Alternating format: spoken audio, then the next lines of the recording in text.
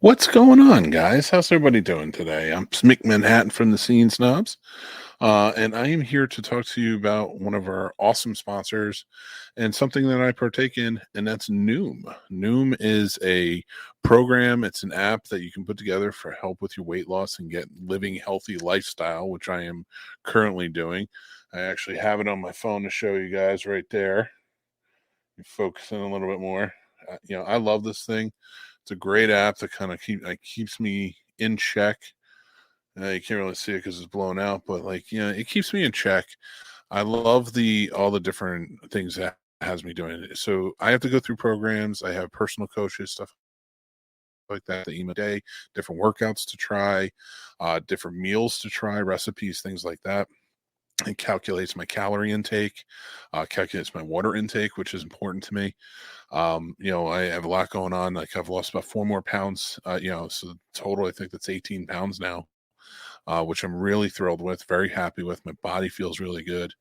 I've been going through a little bit of a sickness, but I'm still able to do this. I'm still able to continue it, and it's just been really, truly fantastic. The thing that sets this apart from so many other things is that this really kind of stands out in a way that like it just wants to help you kind of get your lifestyle to where you want it to be and help you understand like different habits that you have throughout eating. I have tons of, and I've been fluctuating for years, but this has been a really good thing for me. There's so many apps that I go to MyFitnessPal, I go to intermittent fasting, things like this. I can do all that in this one, and it has me weighing myself more, kind of keeping myself accountable for a lot of things, and I really appreciate it. So we have partnered with them, and Noom has daily lessons, personal coaching sessions, and support groups, tracking systems, and more. They won't tell you what you can or can't eat because they don't believe in good or bad foods, and that's true. Like I've been working with a lot of different foods. I had Salisbury steak and mac and cheese tonight, and it wasn't so much a portion control thing. Like it was what was going to sustain me for my dinner, and it helped me plan it out, and I love that. Will give you the knowledge and wisdom you need to make informed choices to fit your lifestyle. And I find that to be very true. I really enjoyed them so far. It's been helping me big time.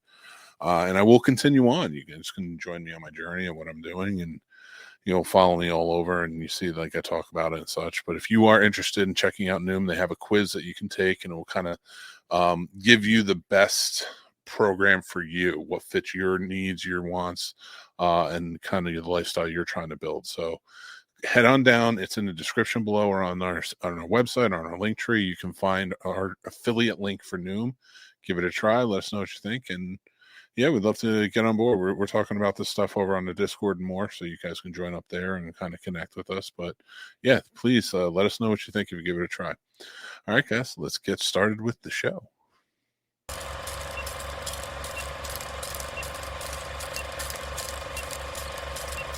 Welcome to the Scene Snobs Podcast.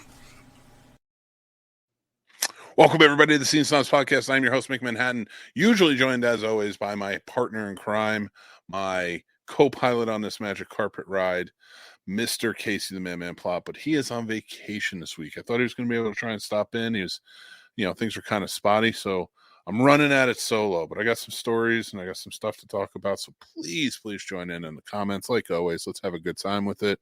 Let me know what you think. Chris Harris is here. What is up, Chris? How you doing, buddy? Thanks for joining in.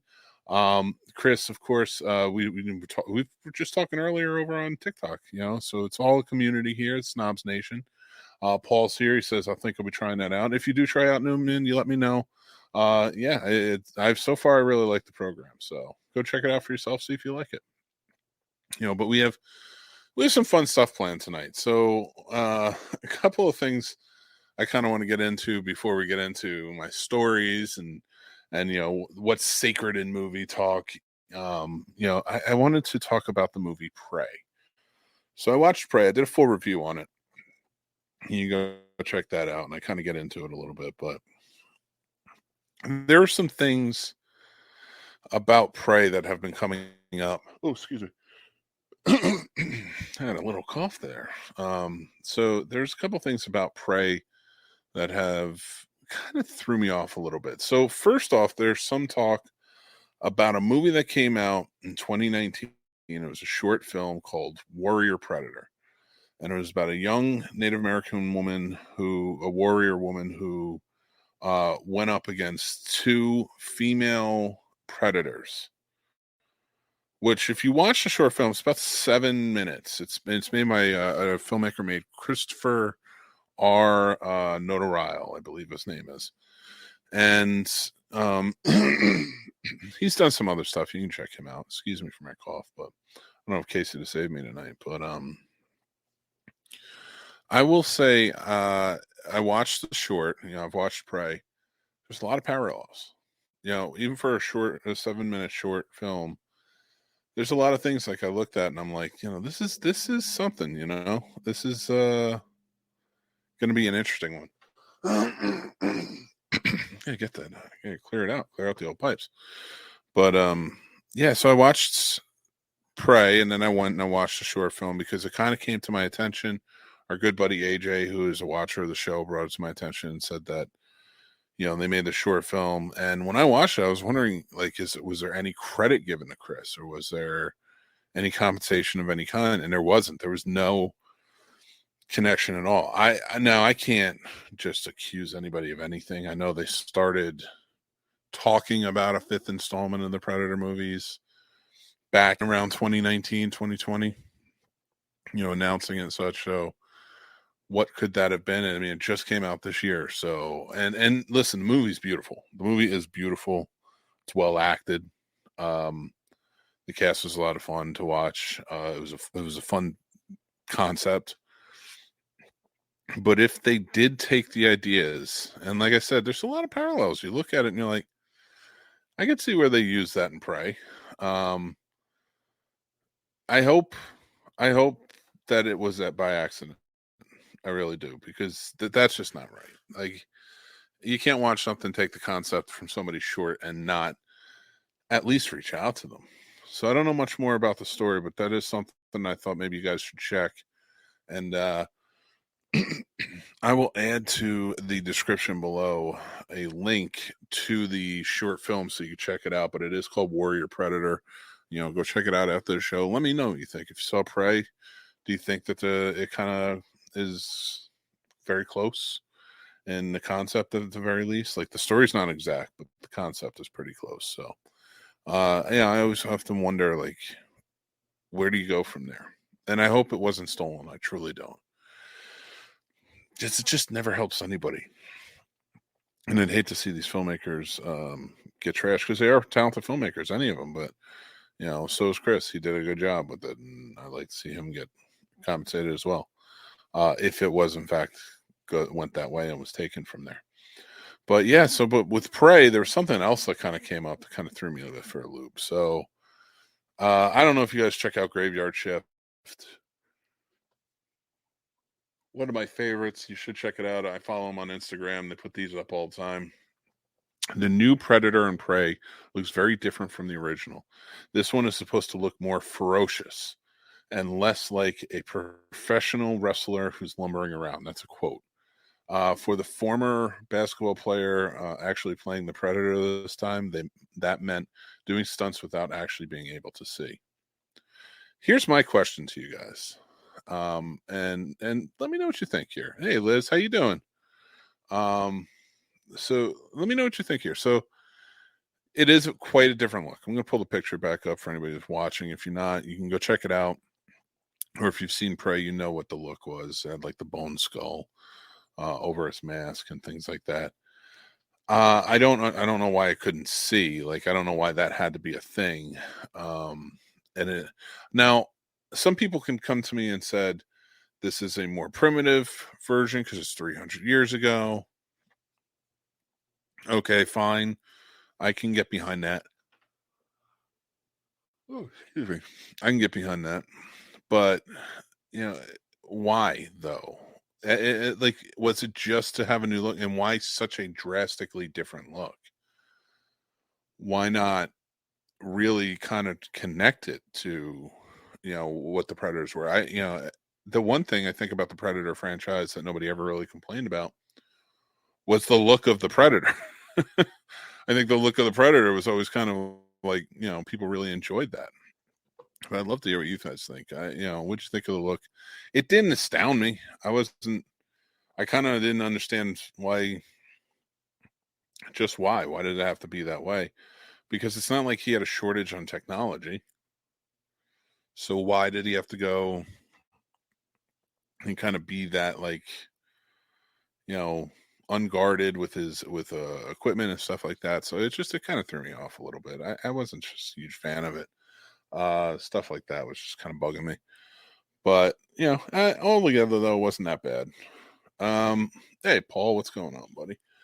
Paul says it was okay for me, but not my favorite of the franchise at all. But I'm unpopular opinion because all I've read is raving reviews. Listen. There's a lot to rave about in the movie. There is a lot in the movie to rave about. The Punisher, the Predator side of things was the one thing that kind of bugged me. I thought it took away from a good story. I thought the Naru, the main character, and it played by Amber Midthunder. I thought her story was going really well, and you didn't even need a Predator for it. It was she was an interesting character to follow. Everybody was an interesting character except for the Predator. I just didn't think it needed it, but whatever, they added it. Liz says, was it because it was in that new atmosphere? Maybe. I mean, anything's sort of possible, but there's never any real understanding. So I guess you can adopt it. I'm not putting it down. If people liked it, that's fine. I just has never been an argument for me when it comes to the look of the Predator. So, yeah. Oh my God, why am I yawning so much? I was fine. I didn't yawn I sat here for an hour doing my work and putting my stuff together so I could talk about this. An hour. And I didn't yawn once. One single time. And I'm yawning like 1,500 times now. I'm so pissed off. I hate yawning. It makes my eyes water. It's stupid. No. But I'm just, now I'm annoyed because I'm yawning over and over again and I'm doing a podcast. Listen, I am getting sleepy. But no, I'm not. I am, but I'm not. I'm always tired. Look at me. I am the type of guy who's ready to go to sleep at any given moment. And I probably will after I post this after the show. But I think it's because I miss Casey. Man's on vacation. He's off in Connecticut, the wilds of Connecticut, enjoying it there. I don't know how it is Connecticut. It's a pretty horrible place, filled with, Casey. But no, I love the man. But he's off for the week. He'll be back next week. So yeah, I think we all do. Yeah, Paul definitely misses him. So is Liz. Haunted Connecticut. He is in Haunted Connecticut, and I hope he is getting completely and utter dismantled by a ghost right now. Not in a murdery way. I would love for him to just be scared by a ghost. I want him to be a Scooby-Doo to some Connecticut ghost somewhere on that farm he's on, and just being haunted. Because that bastard is not even watching right now. It's your own show, you bastard. Where are you? He was going to try to stop by. Unfortunately, I think he just got busy, and plus he is on a farm right now. And good on him. I love farms. Farms are fun. I suppose I cannot relax on a farm though. I don't know where I can relax, honestly. Like, I can sleep. I can lay down, take naps, as that counts as relaxing. But I don't know about vacations. I wouldn't even know where to start or where to go. I always feel uncomfortable everywhere I go. I'm massive. I'm a giant, and I'm huge. I don't fit in things well. I'm always anxious about sitting on something and it breaking.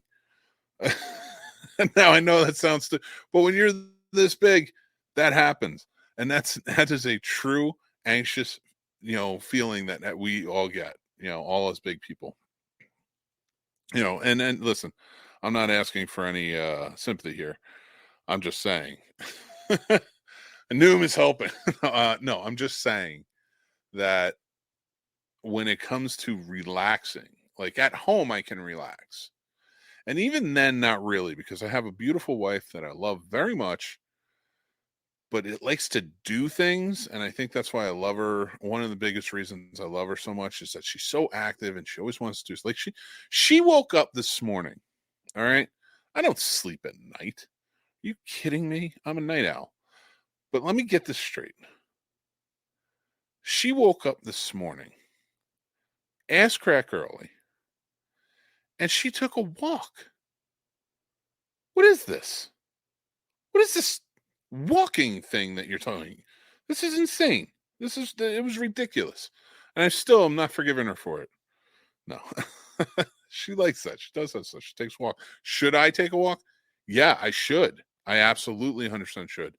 I need to get back to the gym. I just need to work out. I like to lift weights. That's where, like, when I'm working out, that's my happiest. Now, is this a show about movies or a show about me working out? I don't know. I'm kind of all over the place today, but I got some fun movie stories and topics to talk about later. Just shut up and listen. No, I love you guys. No, so she goes out, she goes for a walk, she comes back in. She took the dog, and by that time I'm like getting the kids breakfast, things like that.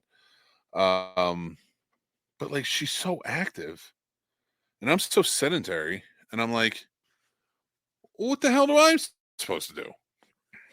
I'm bored. I need to go out and I need to do stuff. But now by that time it's like 95 degrees. I don't want to do anything. So yeah, she came back. She told me I should probably start going to the gym. I can't argue with her on that. Going out to, I'll go out and I'll do some exercises with the kettlebell and stuff like that in the garage, but I need to get back out. I just need to start lifting weights again.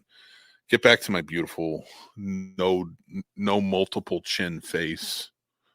Really just make it, make my alter ego in the mirror happy. So that's kind of where I'm at. But Paul says the exorcism of Scene Snob. I am not exercising myself. Well, yeah, actually, that's true on both ends. Understandable, Mick. That's all big boy fears. Yeah, I know. I'm telling you, listen, I got plenty of fears as a big boy. Oh, you got, not a long life expectancy. That's probably one. And poor David just rolled in and he's saying, "Hey to everybody, what's up, David? How you doing? Thanks for joining." And then I'm, of course, like, not a long life expectancy. What the hell is this show about? I am missing my partner tonight, so I am out here just rambling. And yeah, all right. So let me get to this part. All right, because I don't think this is going to be as long a show as normally is. We usually go like an hour and a half, but with Casey gone, there's no back and forth. But if you guys want to chime in and comment along, for those of you who are back again, you know what to do. Anybody who's just joining us, please feel free. If you got stuff you want to talk about and you want to touch down on, let's do it. I'm down. So let me tell you guys, what I thought was a funny little story, but who am I to tell? So I'm going to show you a meme. All right. Now let's look at this meme, and I'm going to read it off to you. It's a picture of Sabrina the Teenage Witch, Melissa Joan Hart, standing behind the actor who played Shang Tsung in the Mortal Kombat movies and many, many other movies. The reason I didn't say his name will be evident in just a few minutes. So, fun fact, Mortal Kombat and Sabrina the Teenage Witch take place in the same universe. In 1997, to promote the upcoming sequel, Mortal Kombat Annihilation, Kari Hiroyuki Tagawa reprised his role as Shang Tsung from the first film in the episode of Sabrina the Teenage Witch entitled "Get Over Yourself." It is revealed that Shang Tsung is actually Sabrina's uncle by marriage, and while in town on business, he pays the Spellmans a brief visit. Sabrina's aunts are not thrilled when Shang Tsung fixes dinner raw boar, or when he takes Salem's soul after the cat insults him.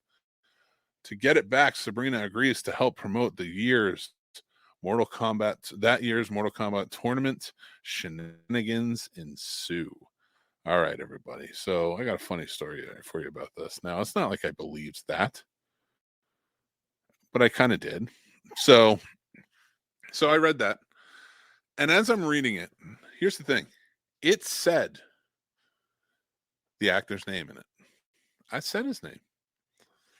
This is where my pea brain isn't working in the middle of the night. I was like, I need to check and see if this is real. So I get on my phone.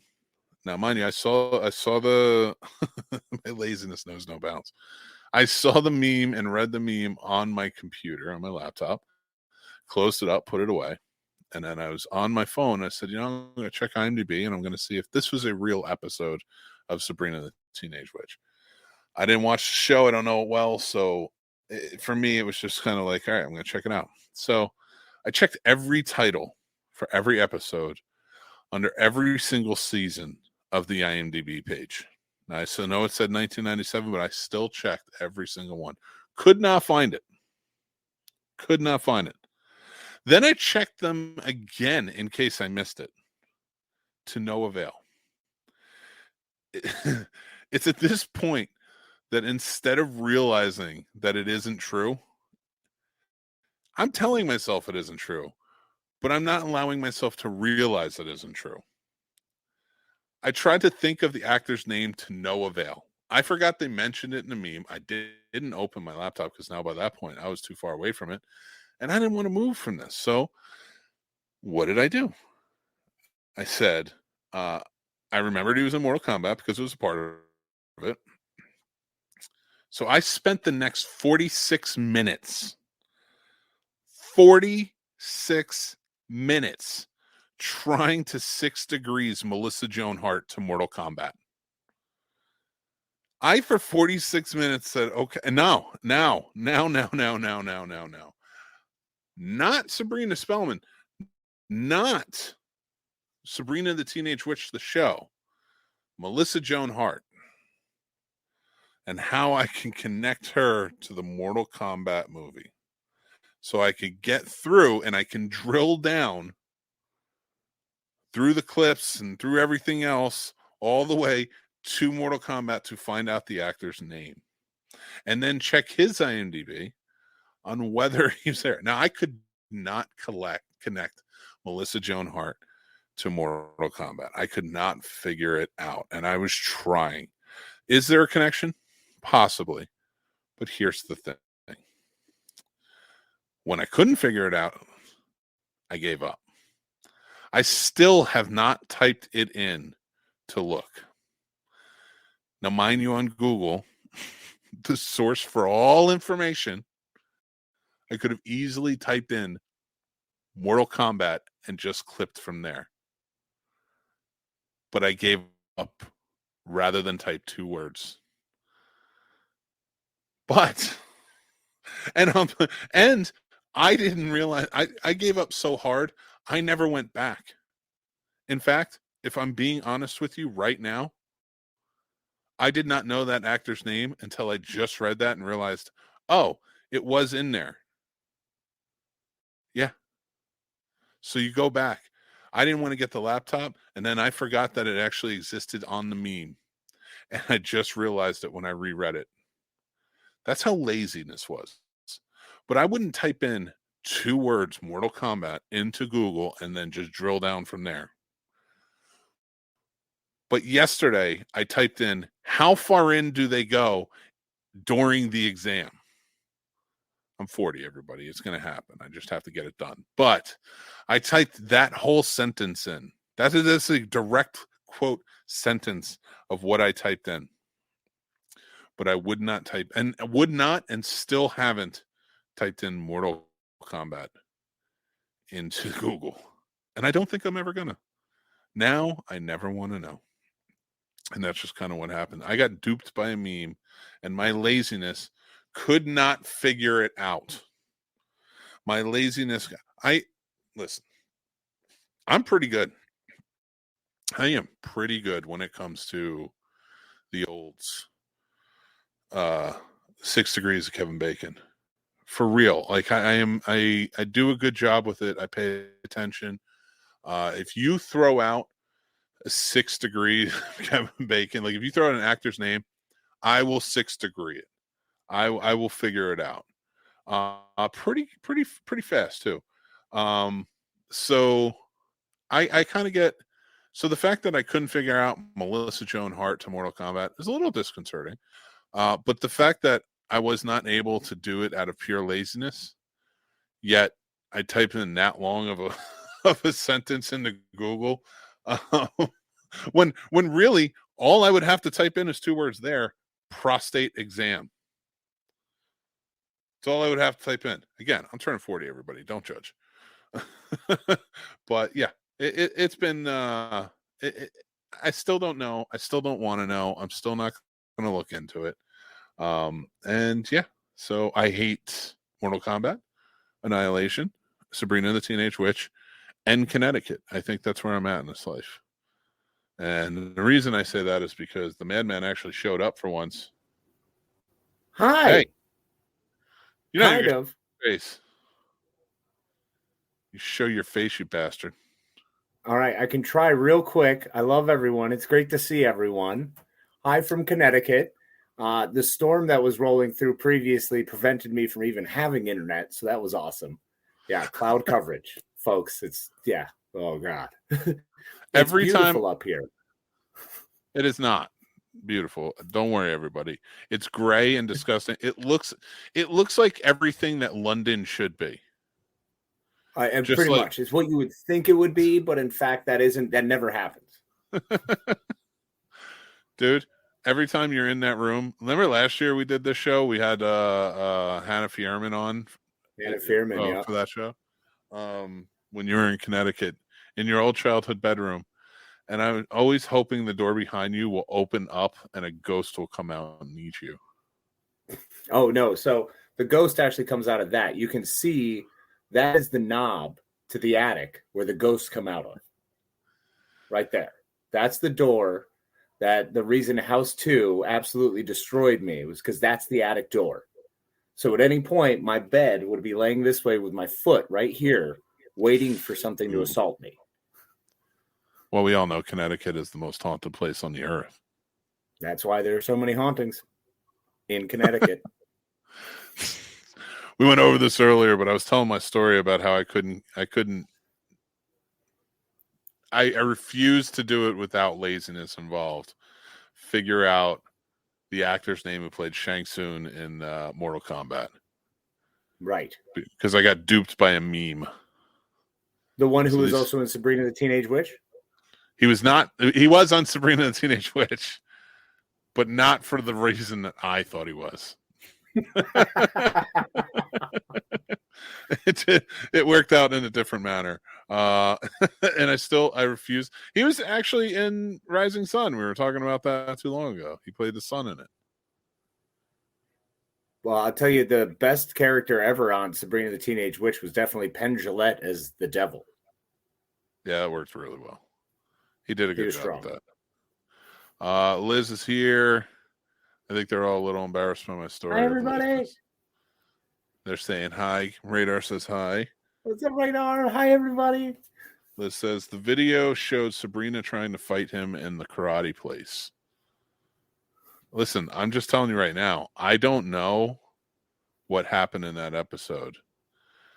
And it may have been a Mortal Kombat crossover episode. I'm unaware. But I'll never know because I'm not going to figure it out. It falls into the secret garden. That's what happens. Casey can attest to the secret garden for me. I refuse to know what the secret garden is. I don't want anybody to tell me because in the 4th grade, my teacher was reading us the secret garden and she stopped one day and never went back. And the little girl never got to the secret garden, so I didn't know what it was. She was just, so the little girl was just trapped in the house with the invalid? I forget. I don't even remember. I don't even remember where she was. And I never saw the movie. I mean, obviously, not that I would know about the secret garden. I think everybody knows about Secret Garden except for me because she never finished the book. And yet, could I have read it? Yes. Was I going to? No. Well, I mean, it didn't involve a scrapyard, so it was different than what you were used to in Jersey. All right, listen here. All right. I can make fun of, fucking Connecticut and their bullshit. And my bears. Bro, we have bears. Like, not even joking, just bears hanging out, coming by the grill, checking out what's going on. Could use you here, bro. Yeah. All right, guys. We're going to end this short so that way I can go fight some bears in Connecticut. See, I won't even type into Google Mortal Kombat to find out the guy's name. I will drive to Connecticut to fight some bears, though. I will do that. Well, I mean, it's the only place, where you can easily access them. They're in town. It's like the last scene in Punisher when John Bernthal is wearing the mask and he goes after him, and like he just takes off the jacket in the middle of the street, and they just get into a firefight. Oh my god! But it's you against bears. Just me and bears. I'm armed. I'm armed with 2 metal garbage can lids, and I'm just gonna fight them like Sonny Corleone beat up Carlos and Godfather. And that's just it sounds about right. I'm gonna hit them and in the make sure to snout. like hit somebody through like maybe a toll booth. That's where you get the bears. You catch the bears in toll booths. Oh, I will fuck. And nobody knows toll booth better than a guy from Jersey, because we have 97,000 of them. If you don't want, to deal with the greatest toll booth attendant I can always remember is, for me, bang for my buck, is John Goodman and Coyote Ugly. He was, yeah, and actually it was funny because I know exactly where he was a toll booth attendant. I know the exact toll booths that he played the toll booth attendant. That movie was filmed down the street from my high school, while we were there. Wow. That Knights of Columbus, the pizza place, everything was all right down the street from my high school. It was filmed there. And everybody was all in. And like, I remember when they were filming and like people were walking around and stuff, and we were all at school and we weren't allowed up there. I was like, nah, I'm going to do it. I'm going to say hi to John Goodman. I'm going to hit on Piper Paraboo. No, they didn't let us up there. No, you wound up hanging out with Piper Parabo. I get it. I have not, never have. Although she was always awesome, in my opinion. Yeah, she was badass. I was always a fan of hers. Liz says she forgot about that story. So did I.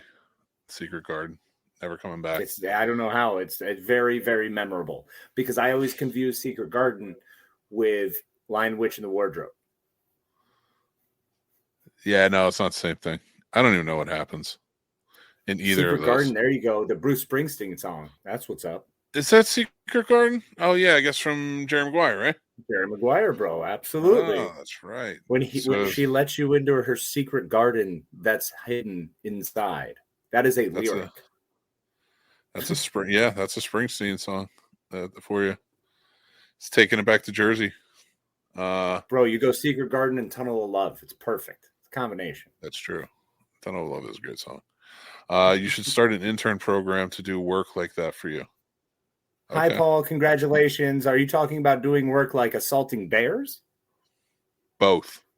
No, they'll line up the bears. We're going to have so I'm going to put together a team like they did in Twister, where it's like a caravan. And, yes. Of like all different like scopes of people. And we're just going to go on bear hunts, but not like the traditional bear hunts.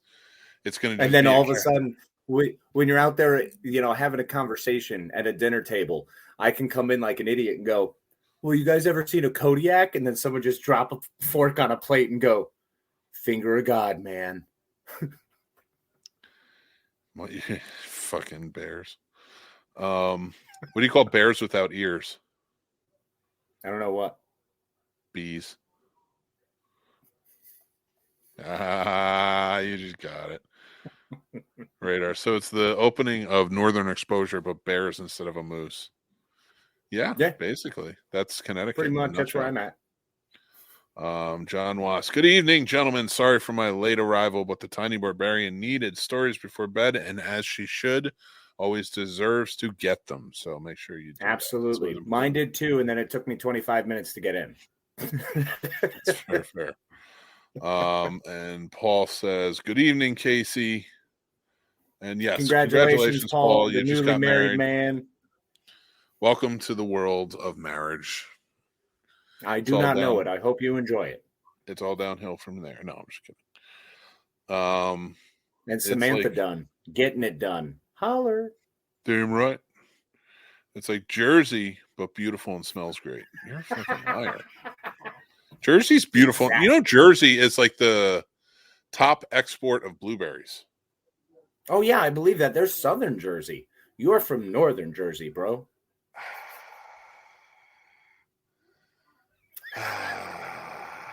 All right, everybody, that's our show. Been real. It's been fun. Hasn't been real fun. No. All right, let's get into the main side. Hold on. You're from the side where all like the famous people come from. Because they have to work to get out of there. Everyone in the South, nobody knows about South Jersey because everyone just gardens there. Or goes to the beach or runs some kind of beach establishment. It's kind of how it works, I think. Fair enough. Oh, I'm adjusting in my chair. Look like a fucking bear adjusting in my chair. That's how I go. Sexy bear. All right, let's get to our main topic. I know some people are really interested in this. All right. So Casey, I didn't expect you to be here, but I'm glad you are. I have no idea how long this is going to last, so I'm kind of just riding it while we got it. Fuck it, let's do it. All right, so I want to talk about movies and the sacredness of movies. There are a lot of people, especially very opinionated today on our chats and stuff like that, about how sacred things in movies. Like a lot of people are like, these movies shouldn't be remade, or this shouldn't be done, or this shouldn't be done. I want to talk to you. Is there anything sacred in movies? First off, let's start there. I think it falls back to the same side of storytelling. It's unfortunate that it's difficult to try to create a new story since most stories have all been told. It's a matter of what kind of tiny twists and character creations and changes you can give each character. Unfortunately, every story has to be retold. Every story has to be remade with new characters to change the dynamic of the story. As someone who has fought very hard believing that movies shouldn't be remade, and I have a lot of problems with remakes, and I am less likely to go to a remake, especially of a movie I liked. It doesn't mean it's not necessary to get other artists' interpretations of their stories. I think that's important. So it's difficult to say that something is completely untouchable, because that's unfair to any future filmmakers. And who knows, in 20 years, we might have some kid who's going to come out and blow Marvel away and come out with some better take on some new twist, on some new spin. I mean, the Maltese Falcon, although, yes, it is enshrined for what it is because that's Philip Marlowe. Bogart was Marlowe. It's remakeable. It's redoable. You can still come up with some twist on a story. So I think it's important because, Chris, you say classics and masterpieces should be left alone. And yet they only became classics and masterpieces because someone took that story, they tried something new, and they put a spin or added something to it. I think it's difficult to say that there shouldn't be another Gone with the Wind. There can be another story like it, but unfortunately people will want to remake it. I'm of the mindset that I won't go spend money on it. I probably won't go watch it. I'm not hip to any new remakes because it's difficult. Like Halloween, I'll give it. Halloween's a tough one. Yeah, Rob Zombie heard it, but yet we were able to get Halloween Kills in 2018 and some sort of newness to it, life injected into these. There's always the plausibility that we can take something, put it on its head, and give it something more, make something better. It's unfortunate that we're not seeing more of originality, more of new things coming out. But at the same token, I don't believe anything is sacred. I believe anything has the right to be remade. I think anything has the right to be tried again. It doesn't mean I necessarily am going to go see it. I know a great deal of people who won't go see it, but it's artistic interpretation. The original output was an artist's piece of work. So I struggle with remakes of something because it was an original piece of work. At the same token, the people with the money who are in charge are going to keep making the stuff. So as much as I am against remakes and not always enjoy remakes and very seldom will support remakes, I think it's very different when you start to say remake versus rehash. I think there's something to be said for rehashing old ideas. I think it's very important that we take and rehash some of those old ideas to give new life into them. For me, as I've said before, I'm a huge summer camp slasher guy. I love them. I think they're ridiculous and they're wonderful. And actually having Bloody Summer Camp come out made me, with that new view, that new lens, an idea, it made me love the Friday through the 13th movies all that much more. It reinvigorated my zest for them. And I really enjoyed being able to watch them. I think there is a struggle that happens there when we get stuck in the two, and it's difficult to kind of figure out, is this a remake? Oh, I've already seen this same scene a million times, or I've seen something similar to this. Yes, similar doesn't necessarily make it the same. And I think that's something that we do as humans, is we shut our brains off when it seems like something that's rehashed or something we've seen 1,000 times. And we go, man, I'm done. I don't want to see that. I'll go to my favorite thing that I covet and love, and I'll go watch this. The danger in that is we turn into golems with our own properties and thoughts and ideals. We start to covet, cherish, and hold these things so dear that we don't allow them for future purposing, for future attempts, for future showings. And I think there's different levels of appreciation of that art. So although someone may love what was done with Big Trouble in Little China, me, right, huge fan, there are enough people out there in the world who have never seen that movie, and if they saw it, they think it was junk, and they would want to see a rehash or some different version. The prime example to this is 007. The 007 movies are constant rehashes with changed characters. That's it. That's all they are. It's always the same thing with a new face and a new bad guy. And it consistently remains that way. I think the recent James Bond, Daniel Craig's, were done fantastically because they allowed us to get a more complete story from beginning to end, almost more the Ian Fleming serial style, which is really how that was meant to be.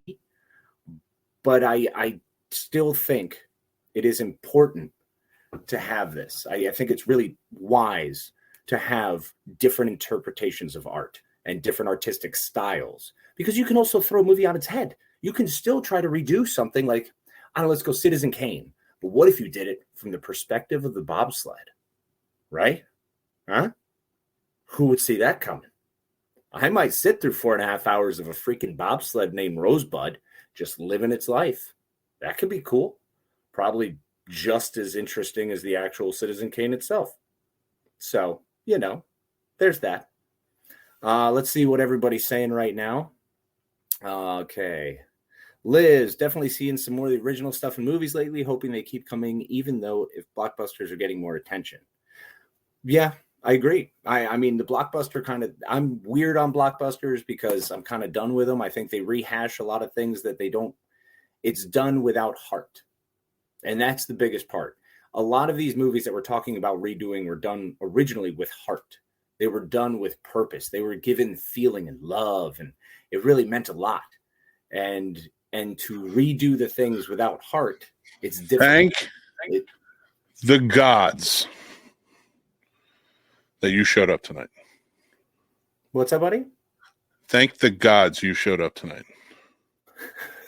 I've never had to go to the bathroom in 2 or 3 years, almost 3 years of this show. Never had to go to the bathroom during the show. That's a first, even Never. when you had your staghorn kidney stones, bro. Nope, I was good. I stuck it out. If you didn't show up, this would have been a very clear, all right, gotta go. That would have been the shortest sweaty episode the whole way through, just red in the throat, Best feeling ever. And that's why I don't think movies are sacred. Yeah, perfect. Fire away. I'm actually curious what you think. Because I say, after reading Liz's, Radar said there are some I wouldn't call sacred, but it shouldn't be remade because you couldn't get the magic. And I agree, man. There are some things you cannot get that magic. Like I said, it's that heart. It's you care about the product you're putting out. And it comes across. Like it really does. There are some movies that are awful, should be anyway, and yet Gremlins has no right to be as good as it is. And yet it came together with the heart, and you love it. You love a little tiny freaking stuffed animal character more than anyone else in that movie because the humans are all completely expendable.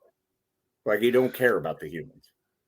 Here's the thing. There's a lot of people and there's a lot of movie fans that boast about this is sacred. You don't touch it. You can't remake this. You can't remake that. And I used to feel that way a lot. Pretty heavy. You and I have spoken about that. Mm-hmm. Yeah, I was always like, I don't think they should remake this. I don't think it should be touched because I feel like the classic should be seen. And the older I get and the farther I get from a lot of those classics that I loved, I realize the generations after me, most people aren't appreciating those things because they don't know to, they don't care to. But then you start seeing an appreciation once a remake comes out or a sequel that comes later or this, that, and the other thing. And so it's got me thinking, I'm like, I don't care. I don't think there's anything that's too sacred that you can't. And my biggest one being probably Indiana Jones. I'd be okay with a new Indiana Jones. We don't need to let it die. A lot of these characters, the actors, the directors, the writers, everybody who created these stories are dying. They're dying. They don't exist anymore. The human beings who were here, who created and gave it to us, are no longer here, or they're on their way out. And I think it's wonderful if they would decide to invest properly. Now we go to Indiana Jones. We also saw the failure of Kingdom of the Crystal Skull. So It is always dangerous to try to rehash using the original actors, the original characters, all of these bits. I think they really screwed that up. And that's where we're seeing the struggle with studios. So when I don't want to see a remake, I don't want to see studio remakes. Nah. I want to see some guy who's 24 and has a burning passion for some sort of John Carpenter-esque movie and wants to try to remaking The Thing, or do some creature feature and wants to remake The Blob. Who doesn't want to remake The Blob? I don't think you should be able to remake anything. And Chris has a good point here. Chris says the sad thing is most remakes aren't even worthy of the time spent watching them. Very true. I agree. No, very true. I Chris. agree. You're 100% correct in that. Yes. I think they've gotten better. I think remakes are starting to. It's not about remaking your favorite director's work anymore. Like it was for 20 years there. That's basically what it was. And like remake it, make it in your own image. Let's do it to make it update it, and it didn't work. People were getting annoyed by it. I think it worked on some things, but I think there's a lot more respect to it now. I like the sequel aspect that kind of reintroduces it into the world, like the Halloween movies that are coming out and what they're doing with Scream and stuff like that. But my biggest thing is with the remakes, I think you just need to make your own mark on it. I think that it doesn't need to be, I'm going to pay homage. If it's a director who really loves the source material, like where it comes from, that doesn't work because then they're too close to it. Or if it's a director that's really out there and is like, I got the job and I want to put my own spin on this, and you'll never see it. A spin is fine. Uh-oh. Casey has to go to the bathroom now. No. Am I still here? Can you hear me? Yeah, you're here. Okay. You're all right. It's just dropping out. Sorry. You're all good, man. But like for me, it's like, I think if you're going to make a good remake, it's got to be something that you have respect for, but you're willing to put your own mark on it. Yeah. And I think that's what all the good remakes that have been made have done. Agree. Radar says if Liz they ever Liz brings up It, and I want to touch on It because I want to touch on Stephen King. All right, I'm going to touch down. I'm going to go down. Oh my gosh! Okay, I want to go down. I just want to touch on Radars real quick because you did mention Gremlins earlier. If they remake Gremlins, we have to address the bitch that's just straight up, I'll kill your dog, and no one bats an eye. Yeah, but that was 80s capitalism. She ran the town. They were afraid of her. Like, people would lose jobs by talking back to her. So you kind of get it. Firestarter didn't need a remake. And then let's go down to it. Didn't need one? Look, I'm going to say it didn't need one. And yet, upon rewatching, it was the exact same movie with just updated characters. And I was totally fine with it. Yeah, I was fine with it. I'm glad they're remaking Salem's Lot. And this is the second remake of Salem's Lot. And I liked Salem's the remake. Lot needs one. As much as I love the original, it needs one. Kind of like Needful Things. I love Needful Things. It got a really good one. It got a really good one with Rucker Hauer and Rob Lowe in the early 2000s. And it was a TV movie, but it was good. And then they did a really good job. Wasn't that a TV event? It was like a two-parter thing. Yeah, it was like two days. Yeah, that's like most like Stephen King TV movies back in the day were. You know, they were like Yeah. miniseries. But they did a really good job with it. Now, if they're going to have money behind it, yeah, you need to remake Salem's Lot, and I want to see what it's like.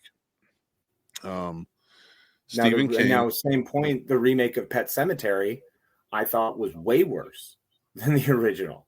But a lot of people, I was blown away to find out people didn't even like the original. Like, it still blows my mind. I thought Pet Sematary is one of the greatest Stephen King movies ever made. I think that became more of a cult. I remember that being more of a cult movie back in the day, having that status. I mean, when it came out, it was like a big deal that they were making this movie, this Stephen King movie, but because it did come out in theaters, and not many of his movies were. But not like Maximum Overdrive. Yeah, Stephen King's one of those things where I don't think it's a bad idea to remake his stuff. I just think if you're going to remake it, don't remake it unless you know it's going to be better. And I thought The Firestarter was better than the book. I thought the remake of Firestarter was better than I liked the ending of it. I liked how different it was. And compared to the original, I was never a huge fan of the original. So I didn't hate this new one. I kind of dug it a little bit. I didn't love Zac Efron as a dad. I just didn't think he fit that well. Sure. But neither did David Keith. No, David Keith was definitely not a dad. He was not. That's why the first one I was like, how am I supposed to believe he's dad-like? Yeah. But I mean, it's like anything. When you're rebooting, you're remaking, stuff like that. It comes down to. Yeah, I have a lot of problem with the remakes that are almost just in name recognition only and wind up not actually being the movie or being the story, and they just seem to miss that. I'm not a fan of that. That's where I struggle with, is when it becomes more about name recognition and just studios putting money behind the name, as opposed to this fantastic stuff we have out there. Like, there's enough Dean Koontz books that could fill up an entire library of film, and yet we have seen, 2? One was a Lifetime movie. Well, Odd Thomas was definitely. Was Dean Koontz Odd Thomas? Or yeah, I think he was. I'm pretty sure it was him. Odd Thomas was a good one. Anton Yelchin did a great job. And that adaptation was good from the book. But it continues on. It's too bad, of course, he passed away. But I thought those would have been a good slate of movies to do. But you're right. Like, there's a lot that could be made.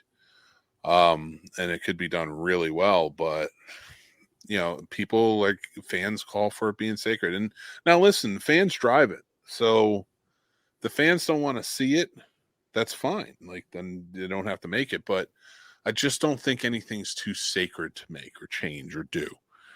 It's gotten to this point where it's like, you can't do this, you can't do that. And it's like, and like David says here, and then we were talking about Stephen King earlier, the Stan remake did suck.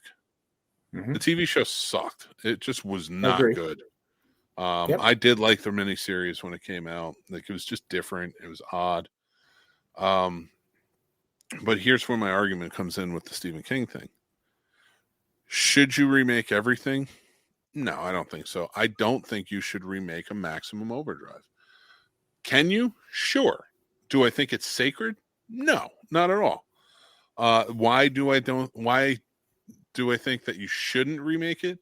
Is because it's one of those things. It's remaking a cult classic is hard. When you remake a cult classic, you're basically saying to everyone, like, we're gonna do it better. And it's like, yeah, but we love this. It's only popular because of the love. Starship Troopers, man. Like, I remember when Snakes on a Plane came out. And even the trailers and the posters said, this is an instant cult classic. And that's why nobody fucking remembers that movie or thinks to watch it anymore. Yeah, I'm sure you have your odd fan here and there who like it, but nobody talks about that movie in circles, really. Like, it never comes up. And why is it not a cult classic? Because that's what you were going for, and that's not what a cult classic is.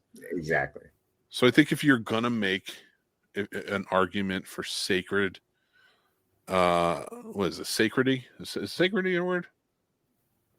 Sacredity? Sacredity? No, it's sacredness. Sacredness. All right, sacredness. I like sacredity. Symbolism. I believe the word you were with looking for there was symbolism. I want to go with sacredity. So the sacredity of wars, of these movies, stuff like that.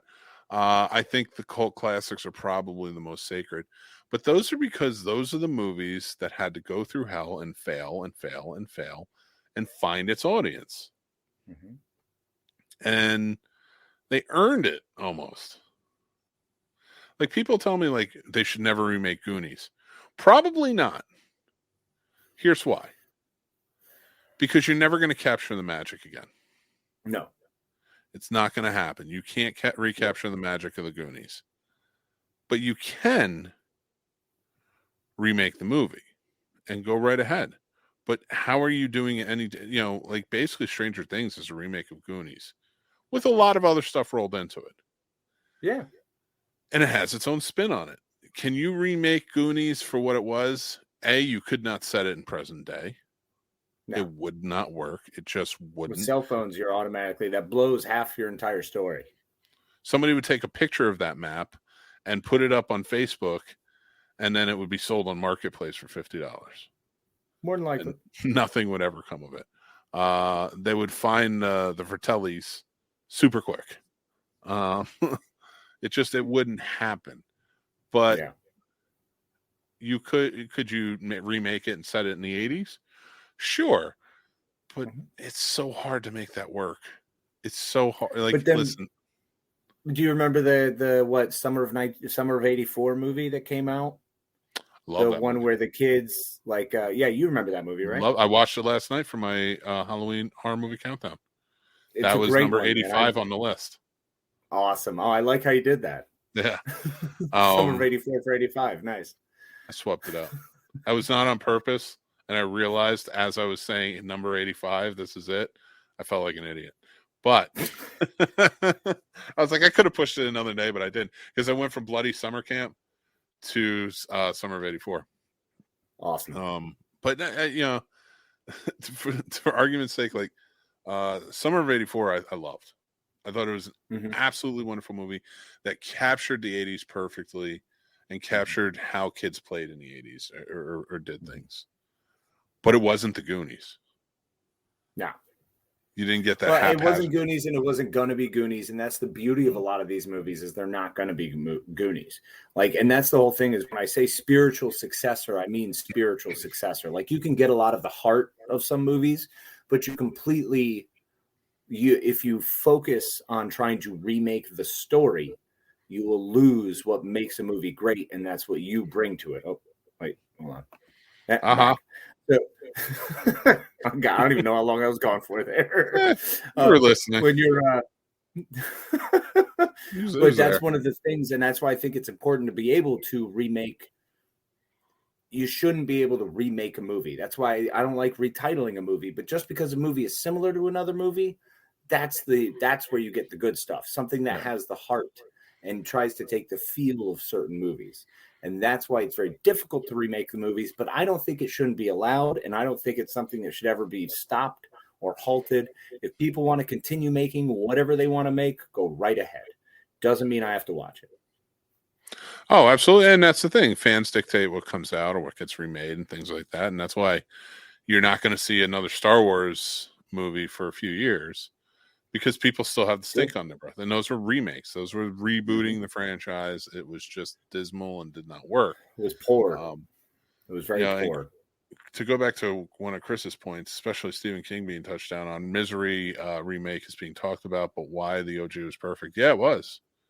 But that's why. They want to capitalize on it, and there will be either be an audience or not.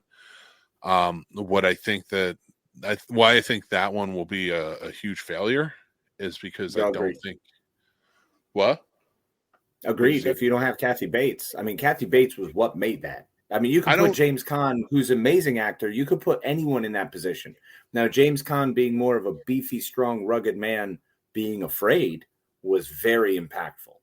I think that was a big deal, and part of what brought that chemistry together was him being able to act his face off, to be this tough guy, all of a sudden getting his legs broke by this just methodically sadistic, incredible Kathy Bates, who you were on board with her, man, the whole way. I mean, I was.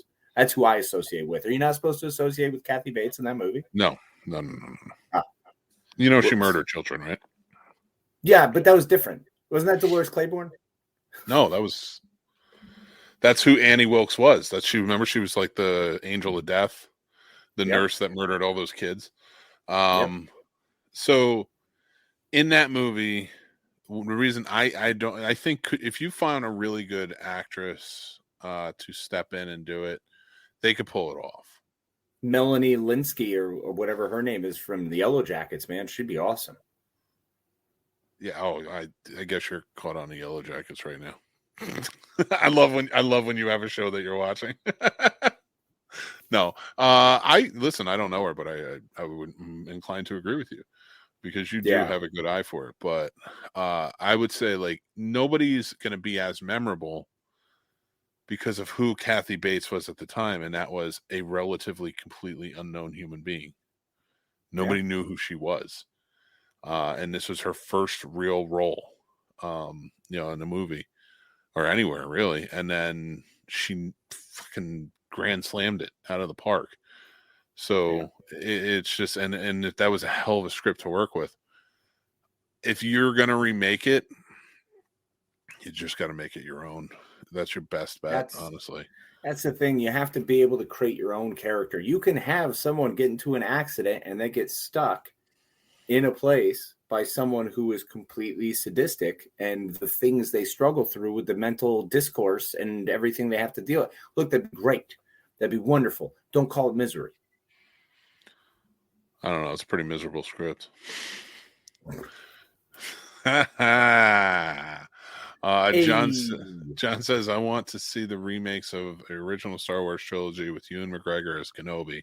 I grew up with those films. I love them, but they could be updated and improved upon.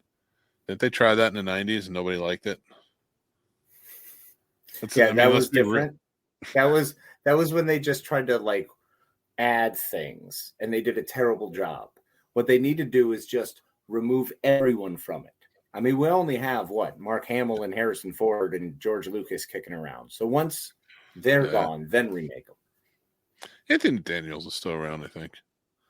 I don't think they need to be remade. I don't think they'll work if they're remade. I don't need that change. Alec Guinness is fine for me. I can go back and watch those movies and not be upset about it. But again, I don't think it's sacred. I think what about the good, the bad, and the ugly? Yeah, I don't give a shit. They're good for what they were, but I mean, they're not. It's not the greatest movies. The Man with No Name trilogy, they were good. That's what they were.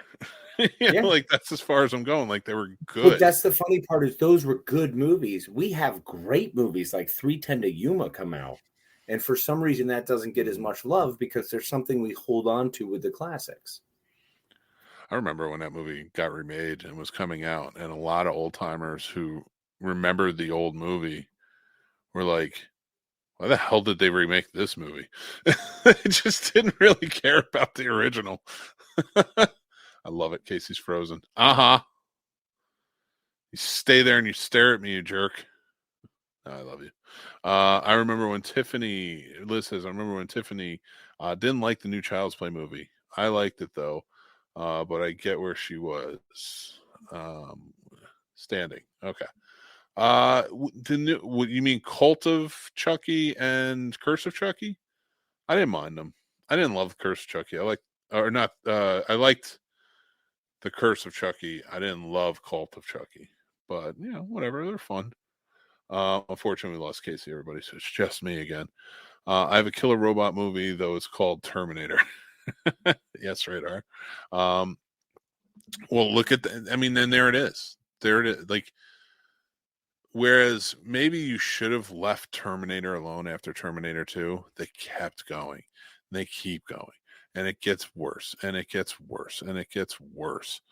I didn't need any more than that. I tried watching Terminator Genesis the other day. I don't know why, but I mean, and they still made an even worse movie right after that. Like, it's just ridiculous at this point. Now, I don't think that's a sacred thing. I think that's you're failing miserably. Now, and take it back to what I was talking about earlier with Prey and the Predator franchise. Prey was pretty good. As far as Predator movies go, it was pretty good. In fact, the thing that I found that I didn't like about it the most was the Predator. I was like, I take him out, and I would have much rather the story that was going on. But watching this movie and kind of continuing on with it and seeing what where it comes from and like with Terminator and stuff like that and where those franchises go, if they're getting worse, and now mind you, I know that sequels aren't supposed to stand to the original, although Terminator 2 proved that it's far superior to the original.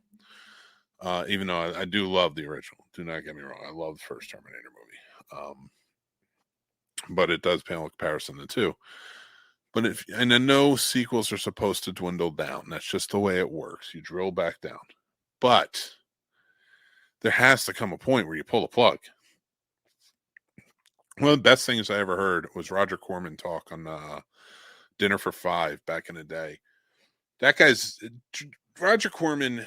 If you ever want to be a filmmaker, and you're not studying Roger Corman's interviews, give up now. Just give up now. You should be studying his interviews. You should be studying Lloyd Kaufman from Trauma. You should be studying his style in filmmaking and his interviews about how to make movies. Of course you should listen to the Quentin Tarantinos. You should listen to the Robert Rodriguez's, all the big ones that we truly love and adore. But these are the guys who had nothing and built like small empires within the film industry that were independent of the studios. They made it work. So if you're not listening to Roger Corman, and you're missing out on the genius of it. Again, I'm not saying don't look at the bigger filmmakers. You should. You absolutely should.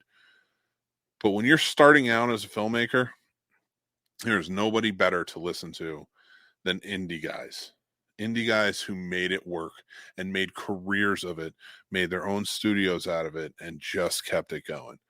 And I mean that. Trust me, you need to be listening to this. But one thing Roger Corman said was how it worked. And he took the Carnosaur movies, and he was talking about that. Came out around the same time as Jurassic Park. The first Carnosaur, he said the first Carnosaur movie made this much. So then we're going to make Carnosaur 2. And Carnosaur 2 made just a little bit less. And his thing was he would make a bottom line. He would like scrape the bottom line, and he would keep making sequels. And when the last sequel in this franchise was just above that bottom line, he knew that was it. He quit. He was like, all right, we're not going to continue this franchise anymore because that's it. It's just, he was a genius at it. He knew how many should be in a franchise and what worked. Now, granted, if you're looking at it, the quality of the movies sometimes was lower, but it's an indie film, and that's what he made. He made movies that would thrill you, but for less than the big guys were doing. And he knew how to save a buck. He knew how to make it work, and he was a genius at it. But he finished his franchises off. And most of the franchises that you see him come through, that have come through him, work. If you like them, you're going to like all of them because they all work. And I think that's really what it came down to. And, is Casey up here? Oh, Casey's here. Yep. Casey. Hey, everyone. Crazy being on the side of the screen. Stupid internets. Love you all. Love you too, buddy. Thanks for joining in as long as you could. And we'll have him back next week, everybody. So Casey will be here. And we'll go strong again. It's going to be a lot of fun. But hopefully you guys are enjoying just me here doing this. So, and no more interruptions. I will remain here the entire time, but at least I gave you some alone time with Casey. Absolutely true. Milk it until it's dry, then top and new tea. But here's the thing: he still remained above his bottom line. His bottom line was like, if the movie makes less than this, and now mind you, he would write his bottom line after the first one. So he's basing it on, we spent this much. That's my bottom line. If it makes less than the first one costs to make, then we're done. And if it was right above, he just finished it off. He was like, we're not going to get any more. That's the next one will definitely be below the line. That's genius. And the reason I bring that up is because, like, with the Terminators and the big ones, they're milking these for as much as they can go. They throw big stars at them. Not really great directors, not really great storytellers writing the scripts. And they suck and they don't do well. And then we have Prey, which is Predator 5, but just not, it's good, but it's not capturing what we want in a Predator movie like that first one did. So you're crushing it, bro. Mick Solo greater than Han Solo. Well, it depends on which Han Solo, right? Yeah, but so we get down to it, but when it comes ultimately to it, is anything sacred in movies that shouldn't be touched? I will always side with no. I don't think so. I don't think that there's anything sacred movies that can't be touched. You can remake everything, and there's going to be an audience for it. I have met plenty of people who really like the Nightmare on Elm Street remake, and I know that came up a lot in our conversations today. I did not like it. I didn't think it was great. Now there's some cool quality things to it. And I just spit. That was incredibly disgusting. But there's some cool quality things to it. I thought Jackie Earle Haley played a pretty good Freddy for what they were going for. But yeah, no, ultimately it just wasn't good. I liked the Friday the 13th remake, but it's not as good as the original. They don't capture the magic. But that's the thing. Like, let them remake it. It will fall flat on its face. And then hopefully people will turn around and be like, let's just make sequels. Let's just get back what we need to get back and do it. And I think that can happen. Liz says, can't remake Titanic. They already have. Titanic in itself is a remake of a lot of older Titanic movies. There's a lot of aspects to it that were in those old movies that were in this one, because they were part of the true story, of course. But I thought they did a good job, and I wouldn't want them to, because I don't think I need it. Like, what is the most exciting thing about Titanic? And let's be real, it's when the ship is going down. That is the most exciting thing. That is ultimately what we're watching for. We are not really watching for this love story, although not bad. I'm not putting it down. It is a very good movie. It's just not for me. It's not one I rewatch ultimately. But, when you think about it, is Titanic anything groundbreaking? No, not really. I mean, well, aside from the visual effects of the time, I thought the visual effects at the time were really well done. But yeah, no, I don't need it. I don't need a remake of it, because the exciting part was the ship going down, and you're not going to top it. That's like Poseidon Adventure when it got remade. It's like, really? You're not even topping the visual effects from the original, and that was in the 70s. Anyway, I digress. Yeah, I'm going on with this, and like when it comes to sacredness in movies, see, Casey, I used the word right. When it comes to sacredness of things in movies, stuff like that, there's certain things that I think probably shouldn't be touched, not because it's sacred, but ultimately because it's just not, it's stupid to do it. Again, like, there's a charm there, and I especially believe that cult classics have that charm. And they are the charming part about it. They're the ones that worked for their audience, and they finally got them. But yeah, no, I just don't want to see meaningless remakes anymore. I'm kind of done with that. Liz, I did not mean to upset you. I'm not saying they should remake Titanic or anything like that. I'm just saying I feel like it would be okay, because storytelling wise, it just wasn't groundbreaking. Chicken, what's going on, man? Thanks for joining us, brother. It wasn't groundbreaking, but do I think they should remake it? No, because again, the visual effects, the action parts to it, everything that had James Cameron behind it. Like, you're not really going to top that. So I just think it should be left alone, just because anybody trying is going to probably fail at it. They need to bring back intermission with a lot of these movies, clocking around 3 hours. Yeah, I don't think you're wrong, man.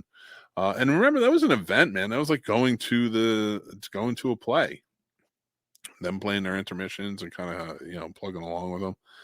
But yeah, if they get any longer, it's funny because I reviewed a lot of movies this past weekend. I watched Bullet Train, which was 2 hours and like 6 minutes. Did not feel like it though. I really enjoyed it. You can check out my review on that. And all these have my reviews up. Checked out Prey. Checked out They, Them, Rise of the Teenage Mutant Ninja Turtles. And there was a fifth one, but I can't remember what it was. I did that, and then Rise of the Teenage Mutant Ninja Turtles, and then the one I can't think of with my kids. We reviewed it together because they're both animated movies we watched. Unfortunately, I can't remember it at the moment. But yeah, no. For me though, going back and watching all these movies, and with the exception of Bullet Train, they were all under 2 hours. Super Pets. That's right. I didn't watch Super Pets. They did. They reviewed it. That's right, Liz. Thank you so much, Super Pets. So I didn't watch that movie though. They watched it, so I reviewed it with them and I asked them about it. So all these movies that I watched were, except for Bullet Train, were under 2 hours. And I think that's the first time this summer something I watched and reviewed for a new movie was under 2 hours. I'd have to go back and double check, but I think every movie that I've watched or did a review on our YouTube channel was about 2 hours or over. I'm done, man. I'm done. Stop with the 2.5, 3 hour, 4 hour movies because they're not getting better. If you can't, if you need that long to tell your story, dial it back. If it's not, all the ones I watched were pretty good for, an hour and 40 minutes here, hour 45 minutes. They're pretty good. They got their stories across. They weren't too bad. I just didn't need that much, so, but, it is what it is. They do their thing. Well, I think we're going to kind of start heading out now. Do our thing. If anybody has anything they want to talk about last minute, please feel free to jump in on that. But guys, make sure you're checking out thescenesnobs.com. We always have stuff going on. We have videos go up there. You check out our YouTube channel. Please like this video if you're watching on YouTube, or subscribe to the channel if you think you'd like it. Please join our Discord if you haven't already. It's a lot of fun. Everybody's talking on there, having a good time. And we're building it up slowly but surely. The Snobs Nation, we're building it up, and it's getting better and better. And if you do talk, have fun, throw it out there, throw memes out, throw comments, conversations, the whole nine. Get in on it because everybody is already doing that, and it's been a lot of fun. We have Patreon available if you guys are interested. Support Scene Snobs if you'd like. You don't have to, of course. We would never push you to do that. Or you can check out any one of our affiliates. We talked about Noom in this show. We're brought to you by that, but we also do Skillshare, and we do Bark Super Chewer, which I love that thing. That thing has helped my dog immensely, and it's great. But yeah, go check those things out. Make sure to check out the Scene Snobs Podcast, which is live every Tuesday night at 9 p.m. Today it was kind of a crazy day for both of us, but we'll be back again. I want to thank you all for all of your support. We have been ranked on 3 different podcasts at number 1. Not just in the top 5. We're ranked number 1 on 3 different podcast ranking, and on Good Pods, we're on a bunch of their lists. The top 100, we're number 1 in their top comedy episodes, both indie and non-indie shows. We're number 1. Last week's episode was the number 1 episode on Good Pods. So it's been really awesome to see, and that doesn't happen without all of you guys and all your wonderful support. You guys have been truly amazing. We love you. Oh, we got here. Chris says, always checking you guys out. Yeah, we appreciate it, Chris. And I love our, hear from you over on TikTok, and we appreciate you jumping in on this and watching along. Liz says, I need Paper Girls to have another season. I'm going to watch it. I've sat down and I've taken your advice. I'm going to watch the show. They only have 8 episodes. Oh, that's a quick show then. You're the best. Thank you, Liz. We appreciate your support. But yeah, I'm going to check out Paper Girls because that looks really interesting, because I did not know much about it when we talked about it, and I was kind of off the cuff with it. And then I did a little more deep dive based off your, off of not your review, but what you said about it. And yeah, it looks really interesting. So I'm going to go check that out. Guys, again, I love you. I appreciate you. You are all amazing. I know Casey does as well. I don't have to even say it. I'm sure you guys know. And Casey, I love you, buddy. Miss you. See you next week. We'll get back to the comedy and have a lot of fun with it. But if guys, there's anything that you want to talk about, or you have topic ideas or anything like that, check out Midnight Mass if you haven't. That's another one that's on the list to check out, Chris, and I definitely will. But yeah, just go check out thescenesnobs.com. See if you want to follow us anywhere, join in on conversations and stuff. Truly appreciate you, and we will talk to you guys next week. Take care. Thanks for watching and listening, everybody. I'm the Scene Snob, Mick Manhattan. You can check out the Scene Snobs Podcast live every Tuesday at 9 p.m. Eastern on our YouTube channel, or all podcast platforms afterwards. Also on our YouTube channel, you can check out great shows like Real Combat, the ultimate debate show for movie lovers, Mick's movie picks with new recommendations every week, Geek Fest live every Sunday night, and new movie reviews and news all the time. Like and subscribe, and then hit the notification bell so you know when all of our new episodes drop. Thank you so much to all of our amazing Patreon supporters, with whom this would not be possible. They help keep the lights on and support us in such big ways. If you would like to become a supporter on our Patreon and take advantage of all the perks like monthly giveaways, early access, and so much more, head on over to the Scene Snobs Patreon page and just sign up on one of our 2 tiers. Join our awesome community of geeks, movie lovers, and so much more, and join up on our Discord. The Scene Snobs Discord is now live, and you can head over to thescenesnobs.com for links to there and more. The Scene Snobs merch store is now open with original fun designs that are available on all different types of merch and apparel. Check out thescenesnobsmerch.com. Make sure you like, follow, and subscribe to all of our social media accounts like TikTok, Twitter, Instagram, Facebook, and so many more. We have fun updates, topics, we talk about collectibles, and so much more on there. It's a great time. You can find all of our links to everything on thescenesnobs.com or on our link tree, which are down in the descriptions below. Thanks again, everyone. Stay tuned and stay geeky.